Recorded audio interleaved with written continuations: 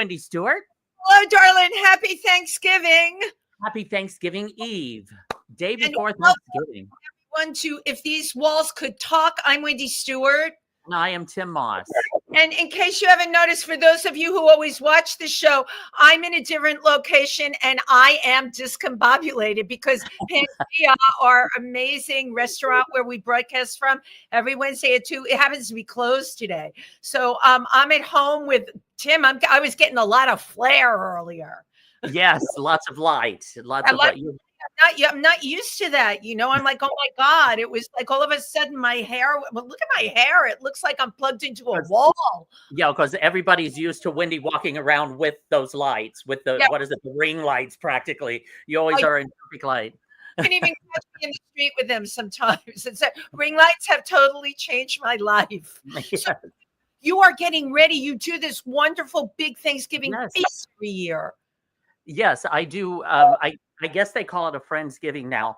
But what I do is once a year, I cook everything. I mean, from turkey to ham to mac and cheese from scratch, candied yams, mashed potatoes, deviled eggs, the whole bit. And I cook this huge feast. And then anybody here in New York that doesn't have family or a place to go can just pop in and grab a bite to eat and take off. And it's just people in and out all day. And it's so much fun. And this year, I got almost twice as many people coming than I normally do. So I've already told everybody, sorry, but you can't take a doggy bag because I got to make sure we got enough food to last all day. Right. It's fun. So much fun. I've been cooking. I started cooking a couple of days ago, started maneuvering stuff around, and I cooked a little yesterday, a little today, and then the big stuff tomorrow. So, well, you know what? I love that you do this. For people that don't have places to go, Tim, really, you have the biggest heart, and I really want to give you a shout out because this is the time of year we have to think of other people. I am going up to Boston. I'll be with my family up there, which is really, really cool. Driving in the traffic, but yeah, I'm looking forward to it. I have to share with you something I did a couple of days ago. I went to, do you know what Sleep No More is, Tim? I've heard of that, but I don't know what it is offhand. It's been around 12 years. It's closing in January, and lots of people, thousands of people have gone to it. It's a very high ticket. However, it's worth it. You are in an 18,000 square foot warehouse that has been done with all kinds of room sets, all kind of psychologically haunting music, and in each room they will have some kind of scenario going on, and like it is the house type of thing. It's in this warehouse, and it's in New York City, 18,000 square feet, and it's really the story of Macbeth. So there's nudity, there's blood. It's a modern day reinterpretation, and the actual production. You're moving through the whole thing, right? You're going up and down 5 flights of stairs, and it's you know what? I love being scared. Everybody knows that. It takes a lot to put this girl's boat, and it was so amazing. I went with my daughter. We are diehards for Sleep No More. It'll be there till January 5th. If you haven't gone, you really need to get there. It's done by the Punch Drunk production company. But yeah, as Tim, we probably have known people that have performed in it too. Oh, probably, yeah. Choreography and everything is so intense in the show. Tonight is the screening of Modest Male Exposure 2, I Dream of Jeans. If you're in New York, please come to Stonewall. That's where it's going to be at 7 o'clock tonight. It's really very film. And who is in that? Well, I was going to get to like the amazing Tym Moss, who went to the other screening. Tim is cooking tonight, but you have to see Tim in the film. He's on fire. You're fire in the film, literally. I had a ball shooting that, but also the fabulous Wendy Stuart is in it. And the other fabulous people. We made this film. We've been doing a number of films with our friends. Yeah. We came upon the idea that, the actors that work together, stay together and get success together. And I totally believe that. So yeah, please, 7 o'clock tonight at Stonewall. The film was produced and directed by Jed Ryan, and Clover Honey did some of the production as well. But we're going to have a good time at Stonewall tonight on the eve of Thanksgiving. Yes. Yes. Now, also, I just wanted to give a shout out to Robin Camillo. He has a production company called the family repertory company. And I do shows with him every now and then. And I did a short with him and Kit, Anthony, you know Kit. Oh, I love Anthony. Kit Yeah. and I did together. So I was in one of his productions over the weekend. We did 2 nights of that. And then I had on Monday, I was in the reading of a new musical called Mad Mel Saves the World. It was so much fun. So much fun with Eric Rausch as the composer. Title. I love the title of the musical. It's like who is are you Mad Mel? Who's Mad Mel? No, I played the Count, which was hysterical because they cast me, a man, but I was playing the role of a woman who is pretending to be a man who is the chancellor, who also plays a woman. It's like a very Victoria thing squared. Yeah.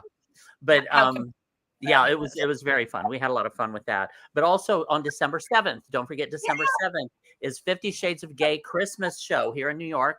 I'm in it. Wendy's there. It's Dorothy Bishop from Dozen Divas show, and her show's going up on the eve of December 6th. You can catch her in New York at the Triad. She's got a dozen divas, and she has a brand new diva. Yeah. Well, just say it's our new first lady, who was our old first lady, who really isn't a lady. Oh, I said that. Dorothy wrote a wonderful song tribute. We'll leave it at that. That was hysterical. I saw her video. Oh, and speaking of music videos, my music video is going to drop on Monday for I Love New York at Christmas. So be sure to check that out. I love that, and I can't wait to see that, Tim. I mean, it's just, this is such a busy time of year. What do they say? It's a most wonderful time of the year, right? Isn't that what they say? I think they do. Absolutely. So, speaking of wonderful time of year and Thanksgiving dishes, we're going to really be dishing today.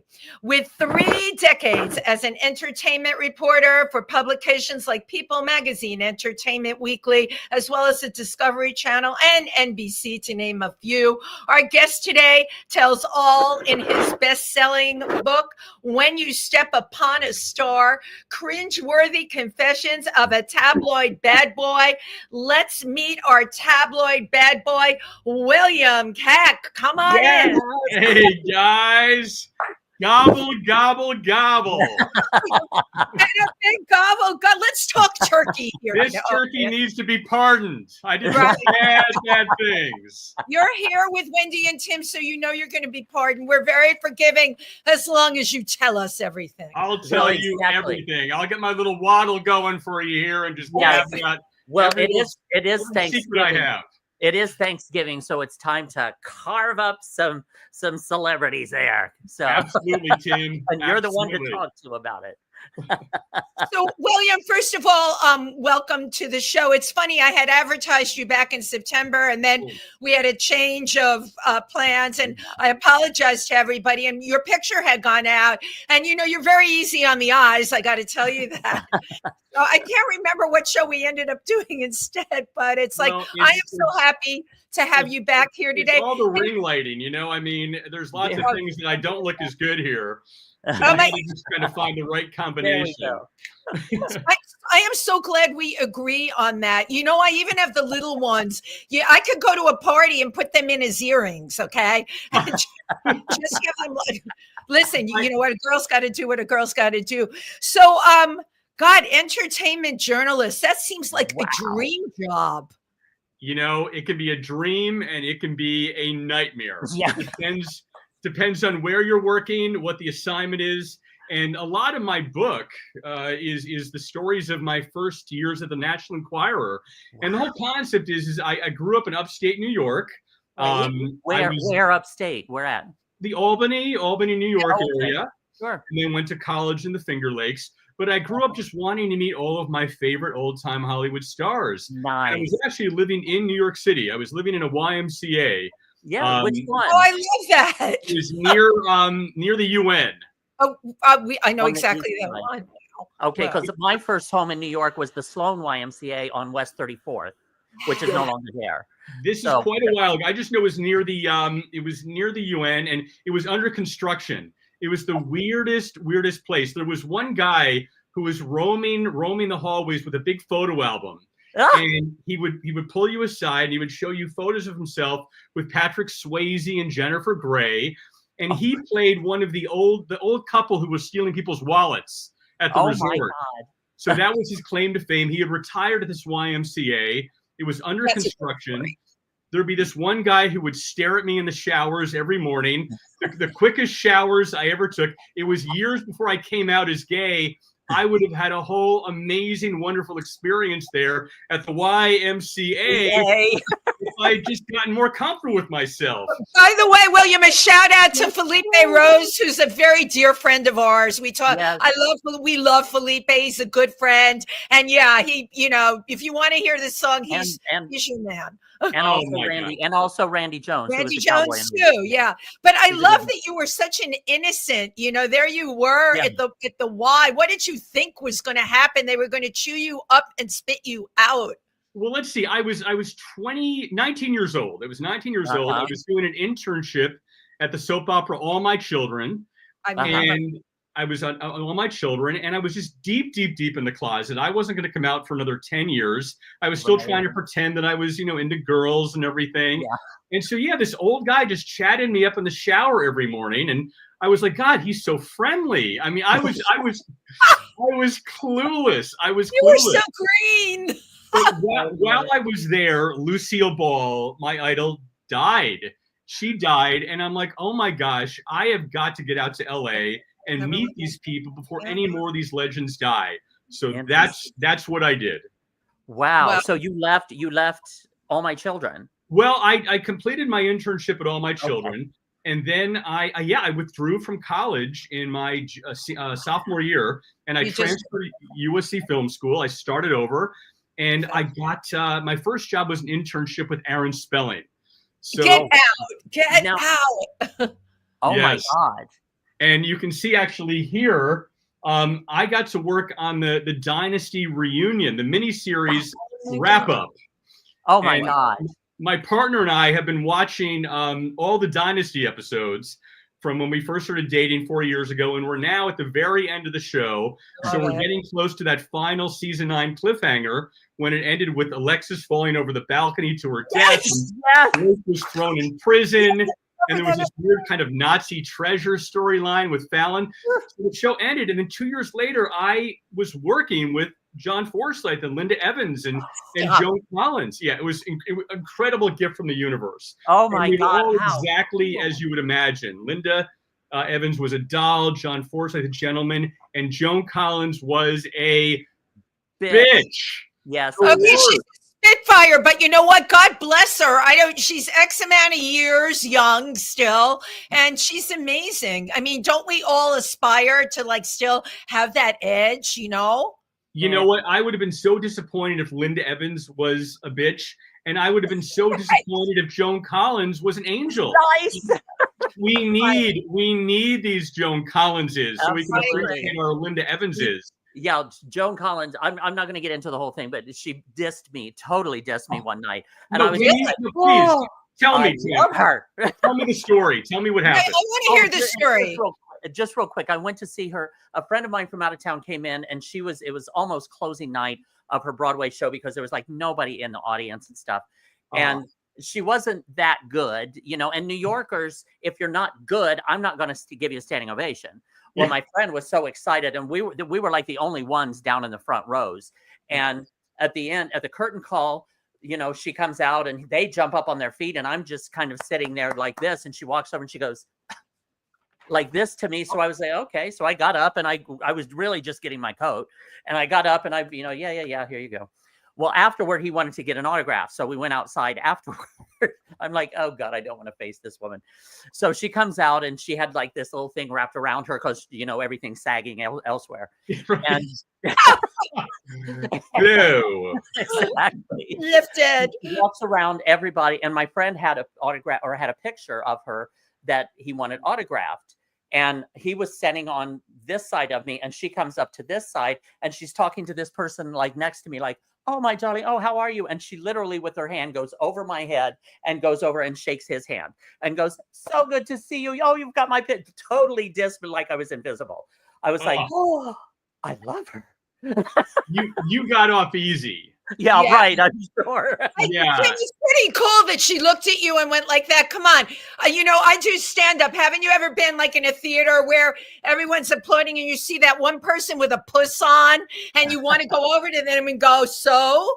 Well, I was clapping. I just wasn't standing. They were the ones who were all excited That's about it. exciting. One time, Don Rickles insulted me. I mean, how Oh, lucky am stop. I to be insulted by Rickles? And Yeah, Robin Williams made some joke about my groin. I mean, these are legendary moments. And He went low. Don Rickles went low, as he was known to do. He So did. tell us So about did Don Robin Rickles. Williams. Yeah, and so this is in my book. I'll tell you. Yes. I loved the show Soap. Do you remember Soap back in the Oh, my 70s? God. Billy show. Crystal got his start on that show. So when I first came out to LA, when I was going to USC, I had no contacts, and I wanted to get into showbiz just as much as Lucy did. And so I got a job as a security guard, and I was placed backstage at the Emmy Awards. This is before Aaron Starr. You were working for NBC, right? As security guard. Wasn't that your first job there? Well, there were I was in college, and so during the summer breaks and holiday breaks, I would work as an NBC page. But I worked as a security guard. I was backstage at the Emmys the day before the rehearsal, and so all these stars were coming in their jeans and sweats and doing the rehearsal and walking off, and I wasn't supposed to say anything to any of them. But Richard Mulligan, who played Burt Campbell. Yes. On Soap, and then he also went on. Right, so he went on to do Empty Nest. Christy McNichol. He was doing his rehearsal, and he was walking back, and he looked at me, and I said, Mr. Mulligan, I just got to say I'm new to LA, and I'm so excited to meet you. And he was very friendly, chatted me up a bit. And where are you from? I said, I'm from New York, and I want to be a writer. And so he said, well, I should get going. And he looked both ways. And then he grabbed my crotch. He reached down, grabbed my crotch, and kind of like gave me a little wink and walked off like it was an autograph. Or he gave me some kind of a memento. It was the weirdest thing. Welcome okay, you might have to ask here. I really want to just ask you something. There's so much that seems to happen with your crotch. Why is that? Let me just show you. You know what? I don't know, but I mean, if I had known that I was going to come to Hollywood and get molested by Burt, I was hoping it would be Burt Reynolds,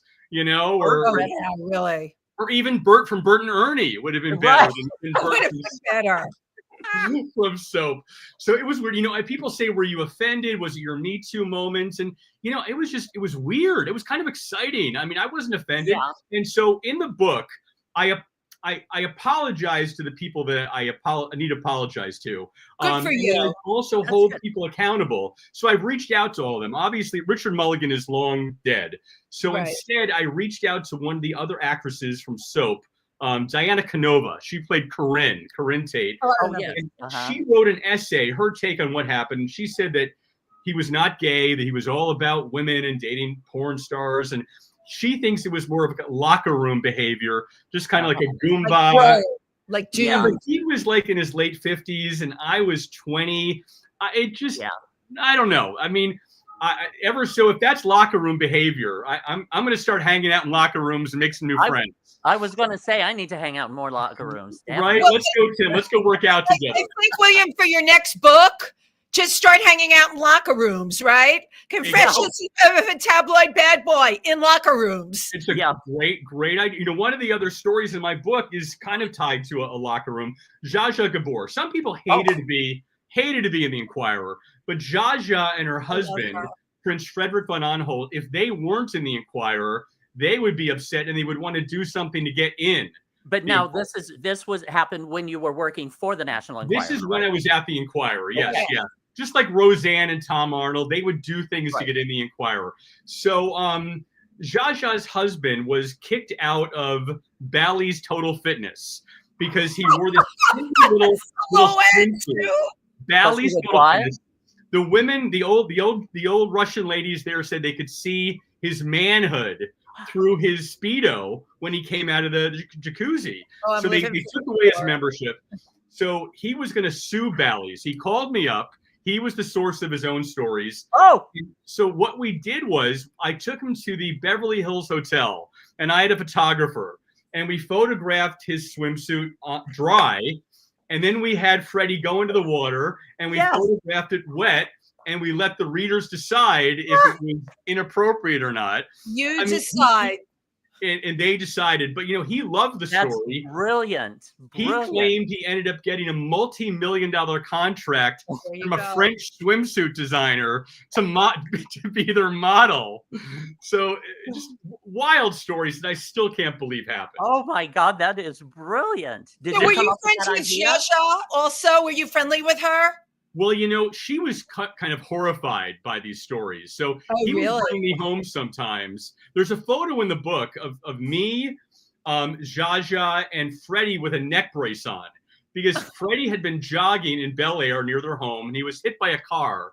So he calls me from the hospital and says, William, you got to get over here quickly. I'm giving the exclusive. Zsa's here, but she's going to leave soon. So I rush over to the hospital, and he's mad at me because Zsa has just left.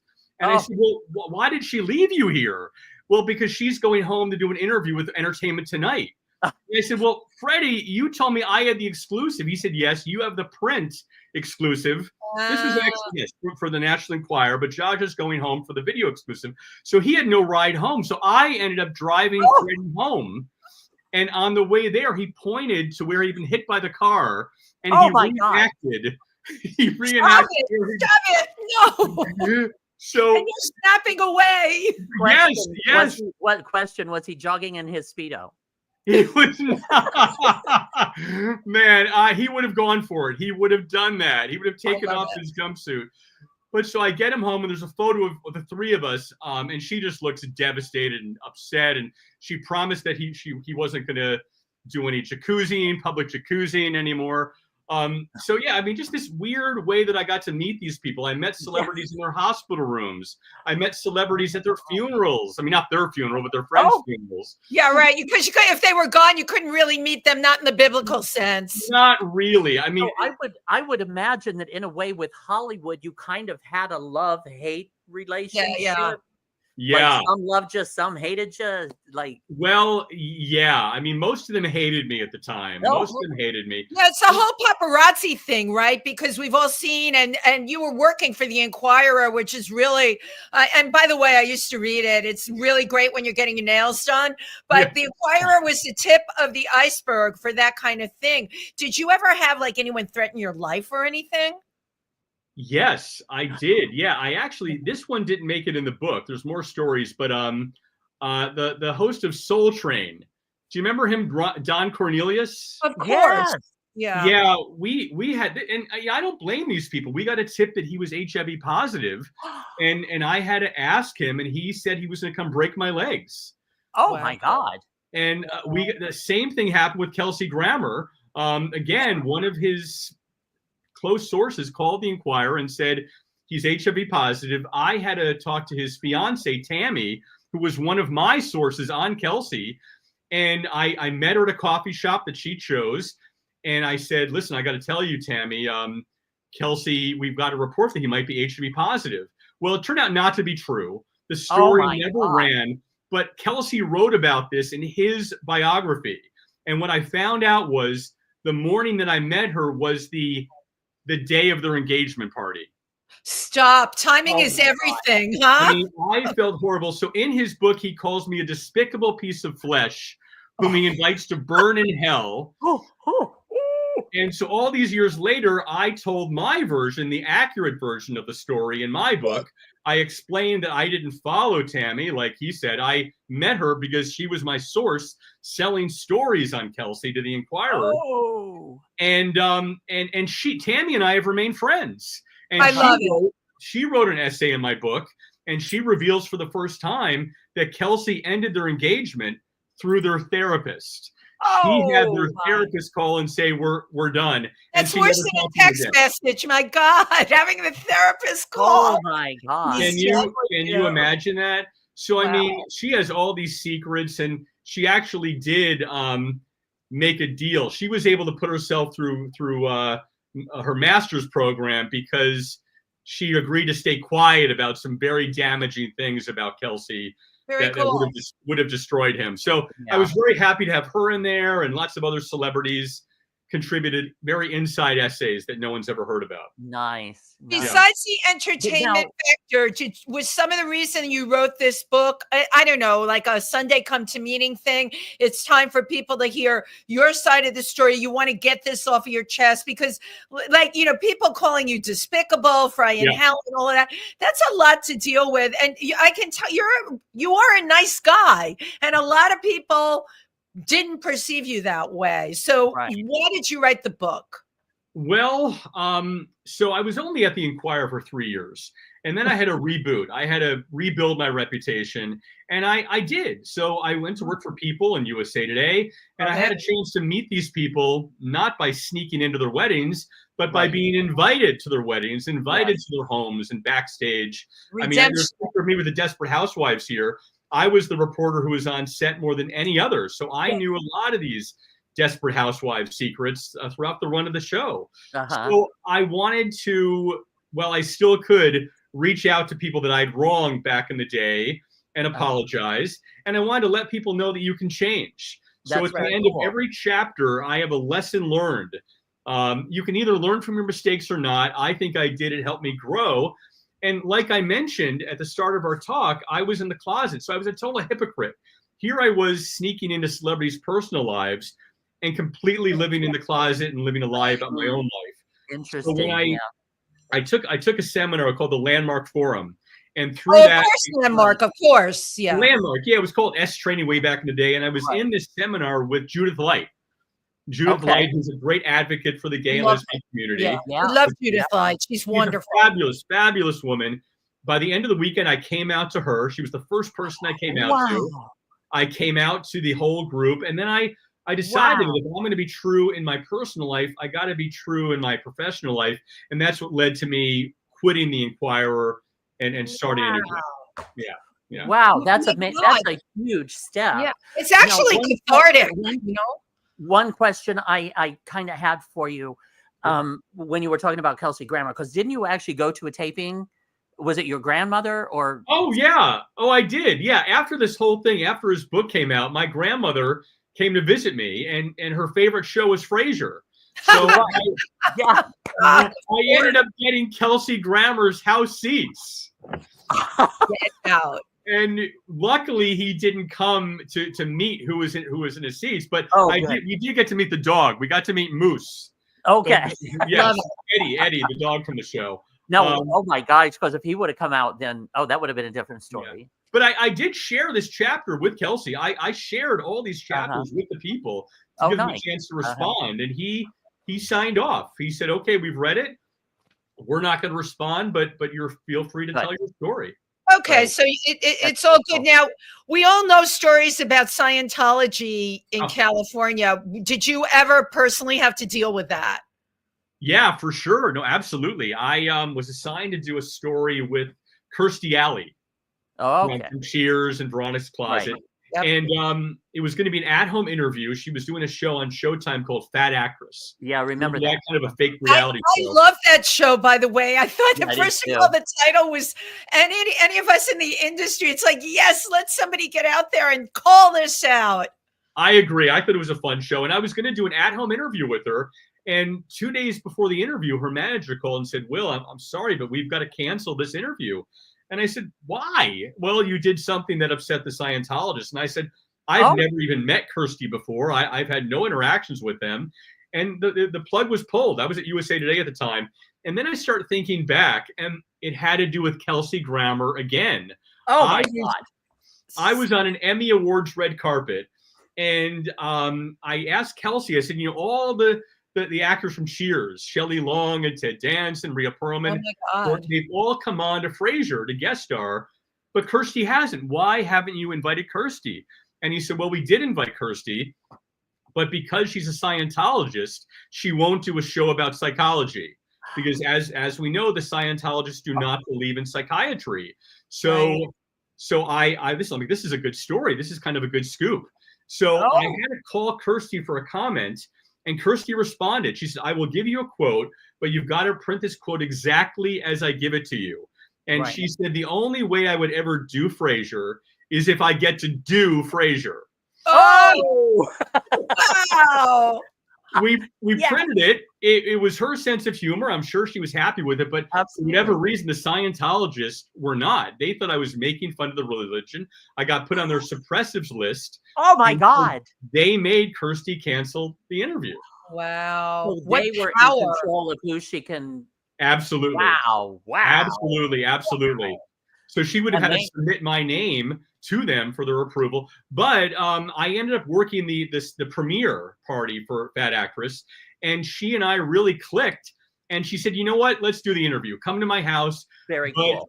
By that time, the reviews were out that the show was not very good, and USA Today decided not to do the interview. So, Yeah. you snooze, you lose. Yeah, right. Oh, You snooze, you God. lose. It amazes me though, because you have to have a thick skin really to do what you do. How do you keep like people's bad vibes not getting to you and making you feel bad about yourself?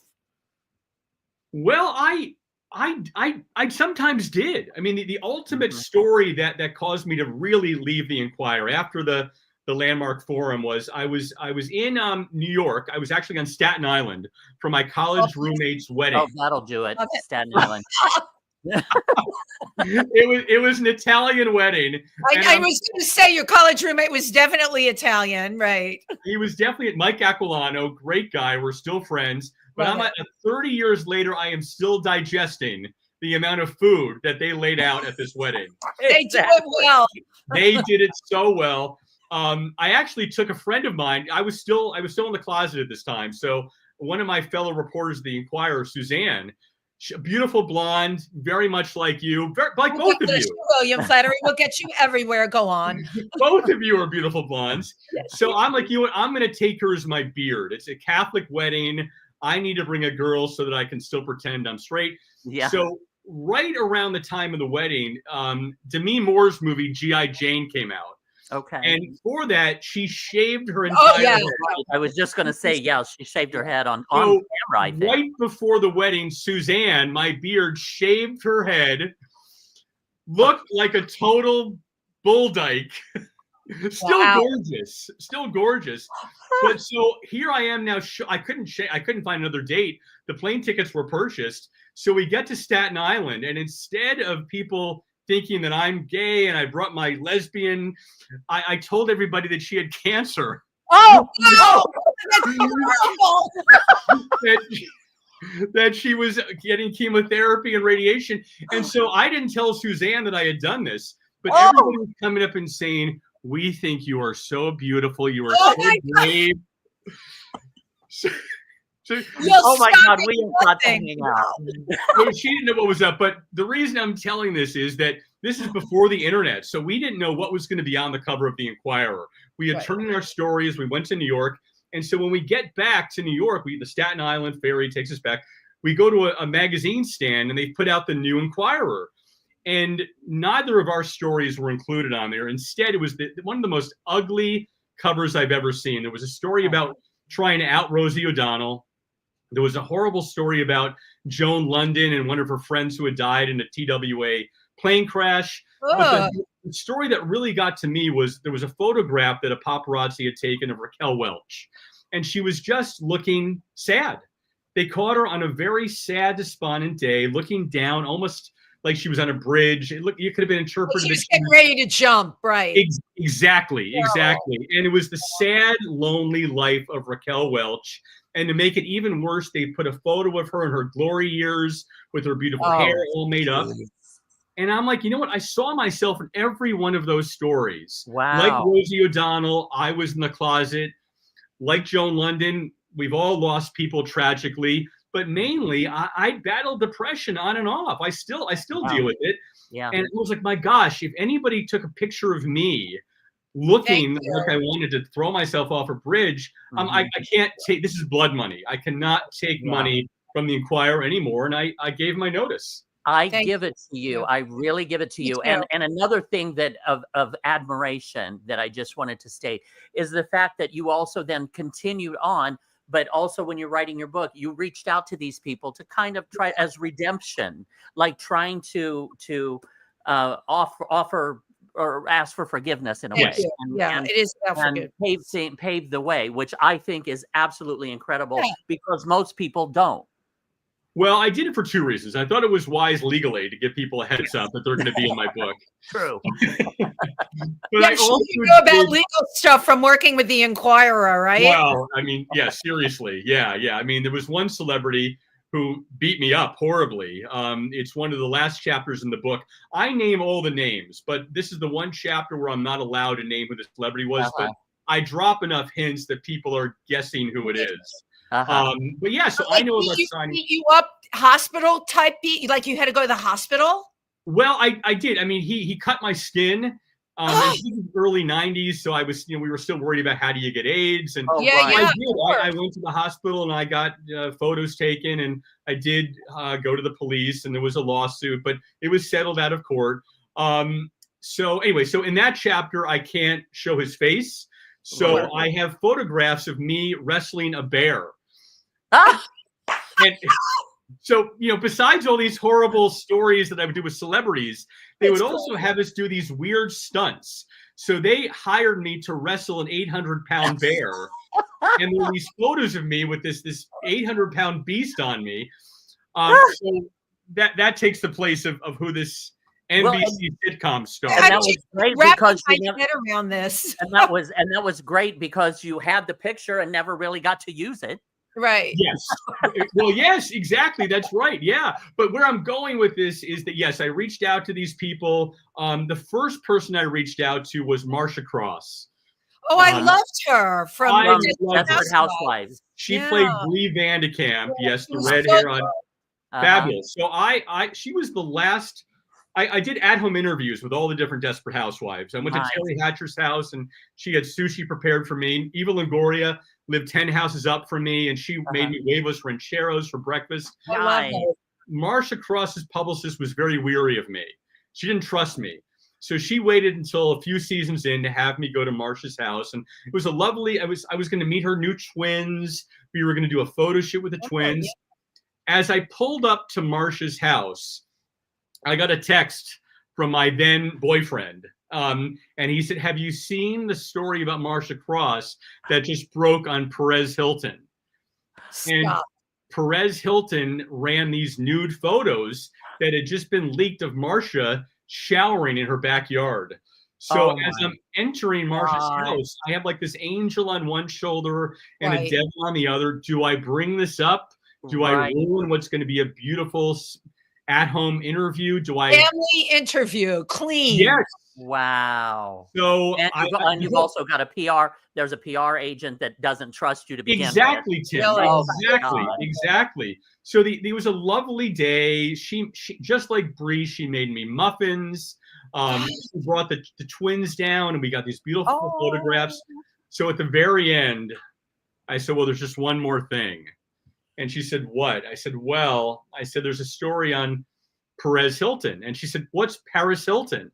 She hadn't even heard of Perez Hilton. She never even heard, right. And I said, and her publicist rolled her eyes and said, it's a gossip site. And so I explained the story. Marcia stood up and walked away. And that was the end of the interview. So all these years later, I just thought that Marcia hated me. And you know what? It was not the case. And I reached out to her. She wrote me back immediately and said, Will, I barely remember that. What I remember is all the wonderful stories that you did on me and the story, the gay storyline with my character's son. And so she wrote a lovely essay in there about from her perspective and how she was more than me. She was mad at the photographer. I was going to say, I imagine it was probably her trying to process and just getting up and embarrassment and shame. Yes. I was breaking the news that she had paid $10,000 to have these photos go away. And here they were reappearing. So she writes about that in the book. And because Marcia was kind enough to do that, I was able to reach out to Melissa Gilbert, whose wedding I crashed back in the day. And Melissa wrote a lovely essay. Tell us about that. Well, yeah, you know, I I write a lot about the funerals I crashed, and the reason I went to so many funerals is because I wanted to meet these old celebrities Yeah. before they were buried. So I think that's genius. That is a really that's one-stop shopping, right? Where you got They're all going to be in one room. exactly. Yeah, we need to do that. I think that this is brilliant. I'm going to go look in the obits and see where I can go in New York now. Oh my God, it's fabulous! It's fabulous. The best story with that I'll tell you is I went to Dean Martin's funeral. Oh my God! But I was in a tree. Oh my God! I was in a tree. So Dean's service was at the Westwood Memorial Park, and it's a very small cemetery, but everybody's buried there. When friends come from out of town and they say they want to meet celebrities, it's the first place I take them. They say you can get selfies, you know, with their tombstones. Yeah. You can get an autograph, like an etching, if you want to. So Dean's service was at Westwood, so I get there early, and I'm just kind of at a grave, but the security came and cleared the grounds, and so I had to leave. I'm like, oh no, what am I going to do? So I was walking the whole perimeter of the cemetery. There was a big cinder block wall. But I noticed on one of the properties, one of the homeowners had a tree extending from his yard into the cemetery, and the branch was overlooking the lectern where the sign-in book was. You're so bad. I rented the tree for $500 for the night. My photographer and I got up there. It got dark. The photographer couldn't take any pictures. Plus, the flash would have gone off, and he would have given Don coronary, and so he left. But so I'm up there by myself, but I can see every celebrity who's signing in. So I saw Angie Dickinson, and I saw Rosemary Clooney, and I saw Terry Lewis. It was fabulous. Oh my God! And after everybody entered the chapel, I stayed there. I had the tree for a couple more hours. So I was able to hear Rosemary Clooney singing some of Dino's standards. Stop. I had my own private Rosemary Clooney concert under the stars. So listen, so I couldn't apologize to Dino. He's long gone. Yeah, Instead, I reached out to his good friend Rich Little. Oh my God, of course. And Rich Little gave me a photo that he hadn't shared before. He's in this photo with Dino and Frank and Milton Berle. Wow. And he writes all about what Dino would have thought about me crashing his funeral and being in this tree. Yeah. And he says that Dean would have loved it. Absolutely. He had a great sense of humor. But then I said, well, what do you think Frank Sinatra would have thought if I crashed his funeral? Oh. And he said Frank would have taken an axe and cut down the tree. It would have come back for you, Will. With you in it. Exactly. Yeah, with you in it. That would have been it for you. Lizzie Borden.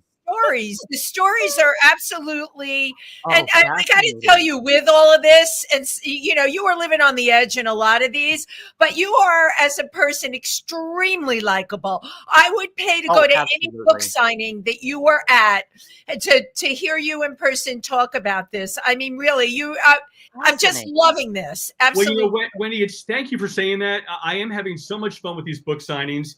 My last one was a week and a half ago. It was in Palm Springs. Oh, we know so many people. My publicist, Jimmy Starr, is there. Oh, and Prince Fleet Easton is there. Yeah, we're thinking of moving there. I had the best weekend. Isn't but it fabulous? In my book, I have 3 chapters on Dallas. I have a chapter about Jack Rambo, who passed away from AIDS. It's the worst chapter in the book. There's nothing funny about that chapter. No. I have a very dishy chapter about Victoria Principal. I mean, I'll just let that speak for itself. Victoria called me after I let her know about it. We had an hour conversation off the record, and we have to let that be. But we've sort of healed our wounds. But I have a big chapter on Larry Hagman. When I was at the Inquirer, I had to go find his liver donor. So obviously the liver donor was dead, but I found his family, and I showed up on his widow's doorstep to let her know that her dead husband's liver was now in J.R. Ewing. I felt like Ed McMahon, you know, when he was stories.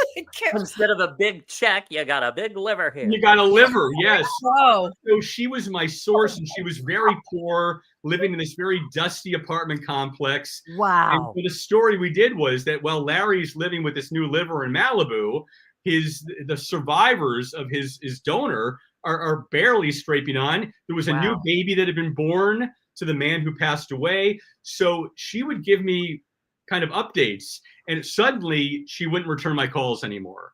So what I figured is that Larry paid her off. Yeah. And sure enough, in Larry's book, he writes about he found out who his secret liver donor was thanks to the National Enquirer. So anyway, ugly doubt. Where I'm going with this is that all these years later, Linda Gray, Sue Ellen Ewing, she's become a dear friend. She also wrote an essay in the book, and she sat with me at my book signing in Palm Springs a week and a half ago. Oh my God, how fabulous. Cool. And I interviewed her for a half an hour about all of her horrible tabloid stories. And so it's really come full circle. You know, we've spent a lot of time talking about the Enquirer and things that appeared there. Okay, I want to fast forward to how much has changed, because the Enquirer was the only game in town. Now, and you all know this because of the internet, the sky is the limit, and now we have AI. People can say whatever they want. Everything is the National Enquirer now. Everything, right. Everything is tabloid fodder now, but it's much bigger than the National Enquirer. It's everywhere. How do you, Will, you know, from where you came from to where we all are now, how do you wrap your head around it? Well, you know, so much has changed. I was finishing writing the book right around when the Donald Trump trial was happening with David Pecker and the payoff of Stormy Daniels. And I really thought that the Enquirer was going to come back into prominence. Everyone was talking about the Enquirer. Right. And I thought, well, this could be good for my book. People are talking about the Enquirer again, and my book is about the Enquirer. Well, I went on to theenquirer.com to see how they had changed with the times. They had a website, but they had not updated it in 3 years. Wow. One of their lead stories was, and it's still up there, why James Caan can't find the right woman. Oh my God. Well, he's been dead for 3 years. So that's why you can't. That's a problem, you know? That's a problem with dating. I have found that could be a problem with dating. So the Enquirer's kind of given up. I actually was in the Enquirer just a few weeks ago. They did a story on me in the book and this project I'm working on with Linda Gray. But I talked to the guy there, and he said, you know what? There's only about 3 people left at the Enquirer running the whole show. They're not even sure if the Enquirer is going to make it another year. Wow. It's very flimsy. You can sometimes find it at grocery stores, but not easy. Right. So yeah, everything now is the internet, like you said. It's all about TMZ, and the celebrities themselves are breaking their own scandals. Thank you. Right. They're taking in their own social media, because it's kind of like everybody is their own National Enquirer now. Exactly. With their followers. Yeah. So they work with their publicist to make the announcement of their divorce, and we ask for your privacy. They do it on their terms. But at the same time, I mean, there's more of a demand for this than ever. And it's instant. You know, the Enquirer can't wait a week with its stories. They could actually hold a story for a couple weeks. And they can negotiate with the celebrities and say, you know what? We're going to print this if you don't come and work with us. They did that with Bill Cosby all the time. Bill Cosby, you know, we're all shocked about what happened with Bill Cosby, but the Enquirer knew for decades. And I could never figure out why they could always get Bill on the phone. Bill would do a happy Father's Day tips, you know, or great parenting tips. I'm like, why is this one of the biggest TV stars in the world cooperating with the Enquirer? Well, the reason was they had this safe. They had this safe in their home office in Lantana, Florida, with all these files on these people. And if they ever needed anything, they would just, you know, check in and say, you know, if you don't work with us on this, something might magically appear in the Enquirer next week. They wielded so much power, but to Tim's point, not only are there celebrities that can break their own stories, but now globally, really, the sky is the limit. Anything could be said about any one of us sitting here at any time. And it really, you know, in its own way, it really does weaken it, because you don't know what's real anymore. And the scary thing is they can release a picture of me saying something that I never said or did. You're absolutely right. Yesterday, I saw a video on Instagram. It was a video that someone had mocked up of Donald Trump giving a haircut to Kamala Harris. Oh my God. And it looked so real. But there were people that won't believe That's that. scary. And they could take your head and put it on Will's body, and everyone would think it was your crotch. Right. Exactly. Let's put my body on John Hamm's crotch. I mean, that's who I would choose. But there you go. Right. The sky is the limit now. You know, these were in many ways, and I'm so excited you did do this book because it was the glory days of the tabloids. And we're never going to experience that again, ever again. Yeah, and it's also, you know, all these photos behind me in the background. This is the little banner that I take for my book signings. These are all photos of me with the casts of different shows. I mean, there's me with the Facts of Life girls, you know, here, and with the Bradys and the Not Standing Women. So I had an opportunity to reconnect with all these people. And when I was at the Hallmark Channel, this is the complete antithesis of the Inquirer. I spent 7 years at Hallmark. Stop. And I got to produce reunion shows with all of these people. So I fulfilled my dream of getting to meet these people on good terms just about 25 years later. Yeah, that's amazing. It's really quite a story of really coming full circle. We know you're going to heaven. You're not going to burn or fry in hell the way Kelsey Grammer said. No, I believe, okay, I'm a believer. I see the world in rose-colored glasses. And, you know, I think you have found redemption. And you know what? Plus, it makes goddamn good reading. You know what? We all want to know. We all want to know this stuff. When are you doing a signing in New York? I'm selfishly asking for Tim. Set it up, please. I will come out with I got many boxes of books here still to get rid of. I would love to come out. If you have a contact at a bookstore, maybe we can do a little Q&A there together, all of us. That would be great. Is that all it takes is a contact at a bookstore? What about something like Stonewall? I mean, that would be genius. Well, I would totally love this. Yeah, I would do that in a heartbeat. That would be great. And we're there all the time. We've done other books. We know everybody at the Stonewall. Lori Towers, who tuned in today, I'm glad she's watching this show because all of us, our wheels are all turning all the time. That would be absolutely fabulous. I would love to get you here. The stories are great. You're not getting away without telling us about you and Tammy Faye Baker. Oh my gosh. Okay, so let me tell you. So let me do this. So there are actually 4 sections in the book, okay? The first section is disturbing the dead and near dead. And those are all of my funeral stories and breaking into hospital rooms. And, you know, there's an amazing story about how I got Telly Savalas's tombstone. The family just didn't get him a tombstone. So I pretended to be one of the Savalases, and I got forced to install his stone, and we got photos of the installation. So anyway, the first section is all these dead stories. The second section is down and dirty.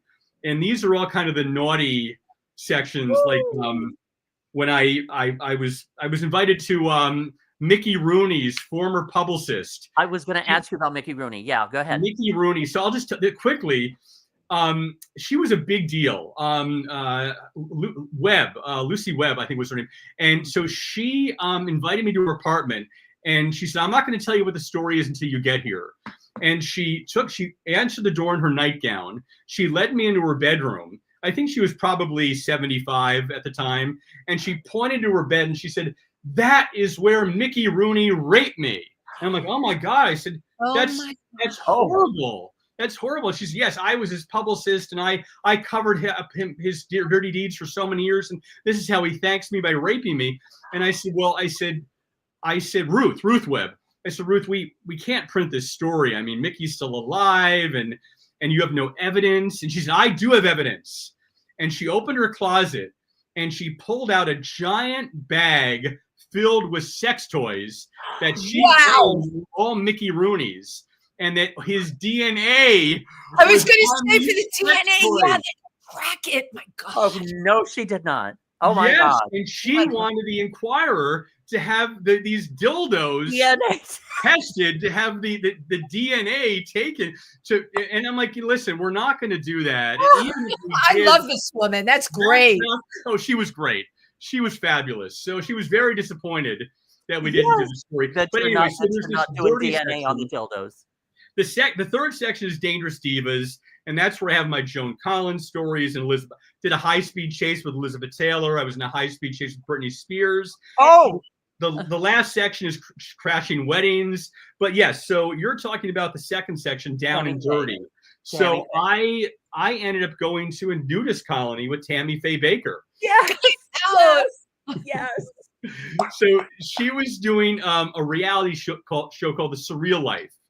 And she was put in this house with all these other celebrities, quote unquote celebrities. Yeah. And so they decided for this one show to take them on a road trip to Palm Springs, but they didn't tell them where they were going. I knew. I was covering for People magazine.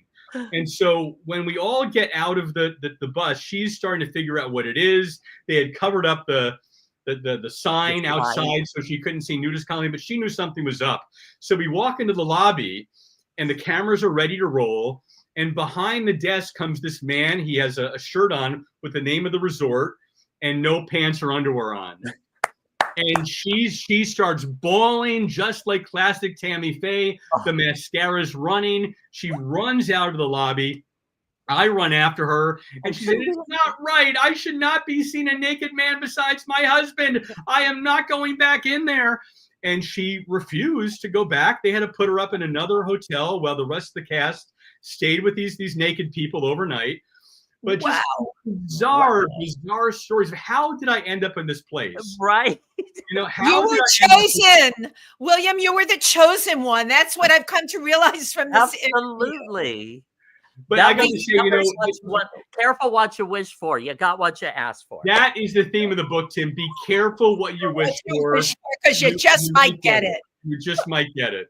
We have a bunch of comments on here. Tim, you're better scrolling than I am. I haven't taken that class at the Genius School yet. We had Lori and Rose that had Lori Towers, a PR, a friend of ours in PR, says, "Every blessings of the holiday to you."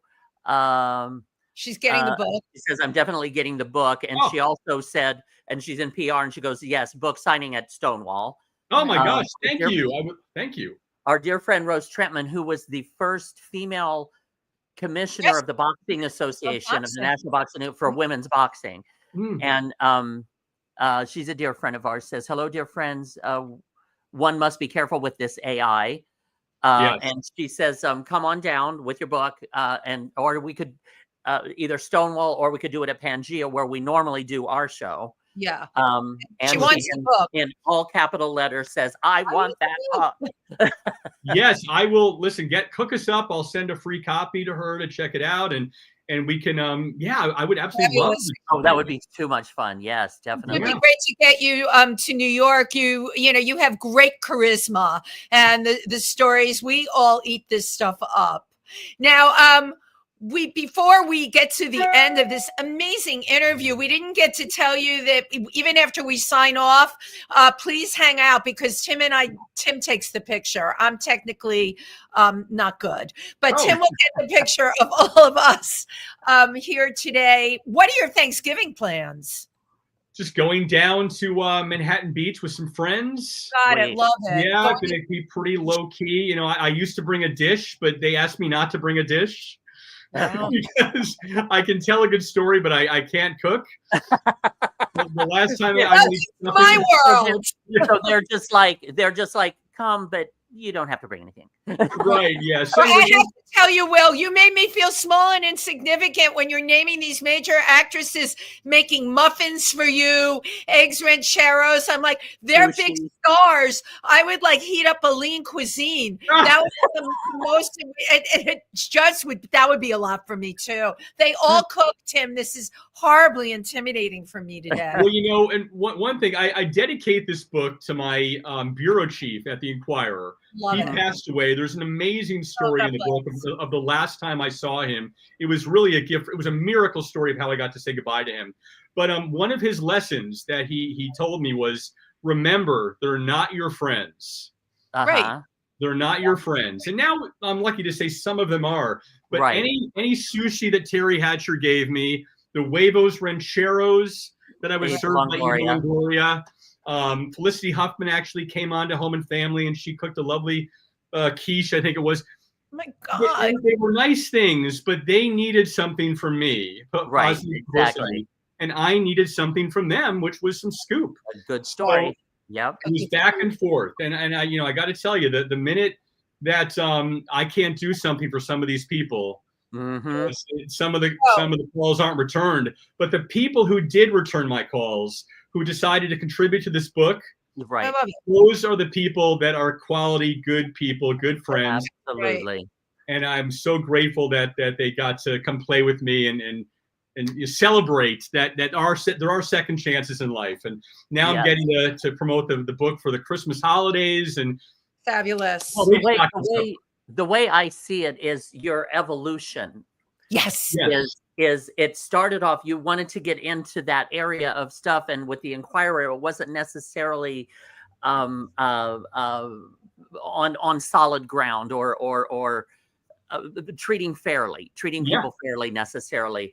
And then it's evolved to where you do want to treat people fairly, and you want, and so you've had a wonderful balancing act where you've and I'm very proud of you. Well, I think you're incredible. For sure. And it's about taking accountability too. Right, Kelsey Grammer had every right to call me a despicable piece of flesh. I stole his garbage. I actually showed up at his home on garbage day.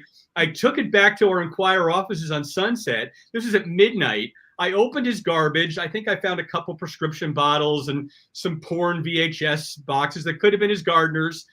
But what happened was, while I was looking through all this stuff, he had like some meat that he had thrown away, infested with maggots. And these maggots were crawling throughout the Inquirer offices. So the fact that the Inquirer office was infested with Kelsey Grammer's maggots, because of you, that says everything.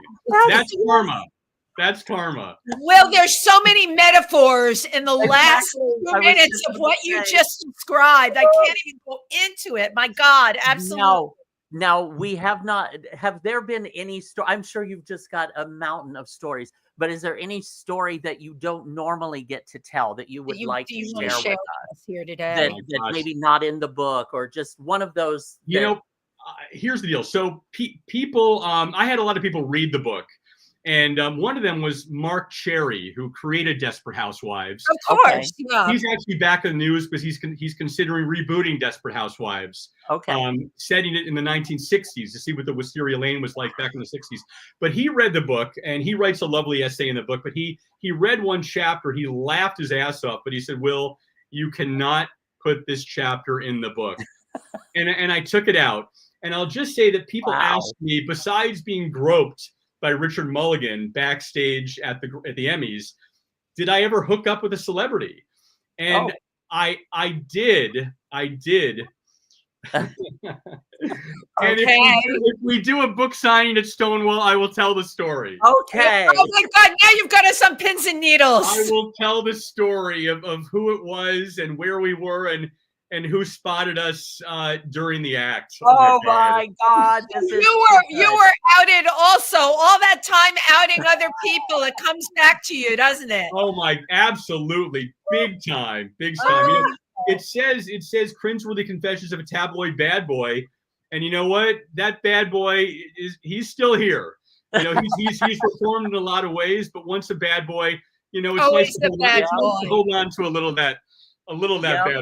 Exactly. Oh my God. You guys are so much fun. I love you guys. Thank you. I appreciate you hearing my stories, but I hope there's an opportunity for me to get to hear your stories, because clearly you guys are just so colorful and full of life. And we are New York, yeah.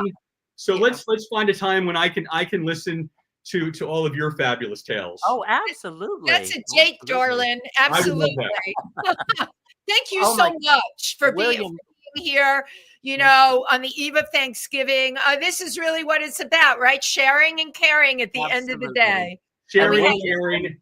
And William Keck, you have done a lot of sharing and caring there over the years. Well, thank you. And I have to say, my publisher wants me to say, the book is, of course, available on Amazon. That's what we were my next question. Yeah, I also figured available on Kindle or Apple Books, BarnesandNoble.com. Lots of ways to get it. I think it just fits inside of a stocking. So And along with some candy canes and some coal. William, And that's what they also- said about you. It just fits inside of a stocking. Oh, Oh, no. And now, and now down below is his website. yes. Well, I can't where- tell you how many interviews I've done, including this one, where I have a nice shirt on and no pants. So Yeah. the sock. Let's just say the sock fits. The stock. And if the stock fits, wear it. You must acquit. When you step upon a star, cringe-worthy confessions of a tabloid bad boy. Right here with us today, William Keck. You are so fabulous. Thank you. Absolute delight. You guys too. Absolute Happy delight. Thanksgiving. Happy holidays. Happy Thanksgiving. To be continued. .. Yes, Yes, and hang out absolutely. after. We'll take a picture. Bye, everybody. Thank you, William. Thank you.